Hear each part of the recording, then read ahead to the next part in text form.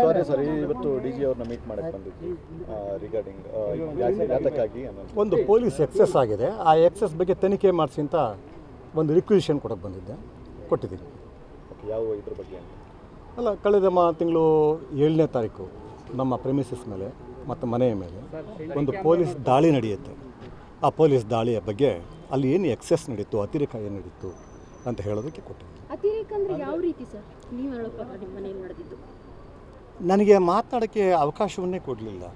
ನನ್ನ ಹತ್ರ ಇರೋ ಬಾಡಿ ಗಾರ್ಡ್ಸ್ ಆಗಲಿ, ಇವರಾಗಲಿ, ಅವರ ಬಗ್ಗೆ ನನಗೆ ಮಾತನಾಡೋದಕ್ಕೆ ಅವಕಾಶ ಕೊಡಲಿಲ್ಲ. ನೀನೊಬ್ಬ ರೌಡಿ ಶೀಟರ್, ನೀನು ಬಾಡಿ ಗಾರ್ಡ್ಸ್ ಇಟ್ಕೊಳ್ಳೋಂಗಿಲ್ಲ, ನಿನ್ನ ಹತ್ರ ಅಕ್ರಮ ಶಸ್ತ್ರಾಸ್ತ್ರ ಇದೆ ಅಂತ ಹೇಳಿದ್ರು.